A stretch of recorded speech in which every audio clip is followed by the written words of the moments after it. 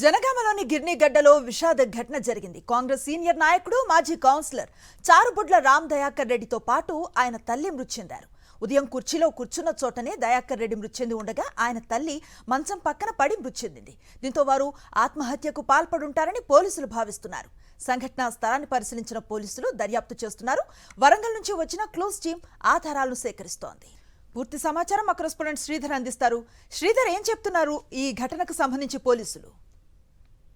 అనుశ్రీ జనగామ జిల్లా కేంద్రంలో తల్లి కొడుకు ఏదైతే మృతి చెందడం కలకలం చెప్తుంది. ఎందుకంటే వాళ్ళు ఆత్మహత్య పాల్పడ్డారో ఎటువంటి యత్నం జరిగిందనేది పోలీసులు పూర్తి స్థాయిలో దర్యాప్తు చేస్తున్నారు. ఏమైనప్పటికీ కూడా రామ్ దయాకర్ రెడ్డి ఎవరైతే ఉన్నారో మాజీ కౌన్సిలర్ గా ఉన్నారు, కాంగ్రెస్ సీనియర్ నేతకు ఉన్నారు. దాదాపు 57 సంవత్సరాలు ఉంటాయి.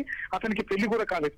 అటు వాళ్ళ కుటుంబంలో తల్లితో పాటు గత కొద్ది రోజులుగా అతను ఒంటరిగానే ఉంటున్నారు. ఈ నేపథ్యంలోనే పేకాట వ్యసనానికి, అదేవిధంగా మద్యం వ్యసనానికి కూడా బానిసైనట్టు తెలుస్తుంది. దాదాపు ఉన్న ఆస్తి మొత్తం పేకాటకు మద్యానికే ఖర్చు చేసినట్టు తెలుసు. ఈ నేపథ్యంలో గత కొద్ది రోజులుగా తల్లి కూడా కొడుకును మందలిచ్చారని చెప్తున్నారు. అయితే ఈ రోజు ఉదయం తెల్లవారుజామున మాత్రం అతను కుర్చీలో కూర్చొని చనిపోవడం, అదేవిధంగా తల్లి కూడా మంచం పక్కన పడి ఉండడం దీని స్థాయిలో పూర్తి స్థాయిలో దర్యాప్తు చేస్తున్నారు. నాకు తెలిసి దాదాపు పోలీసులు కూడా ఇది ఆత్మహత్యగానే చెప్తున్నారు. అయితే కొద్దిసేపటి క్రితమే ఏదైతే రామ్ దయాకర్ రెడ్డి బ్రదర్ వచ్చాడు, పిటిషన్ కూడా చేశారు. దీంతో పూర్తి స్థాయిలో దర్యాప్తు చేసినాకనే అది ఆత్మహత్యనా లేకపోతే ఏదో యాదృచ్ఛికంగా జరిగిందా అనే విషయం పోలీసులు చేసే అవకాశం ఉంది. Anusri, right, thank you Sridhar.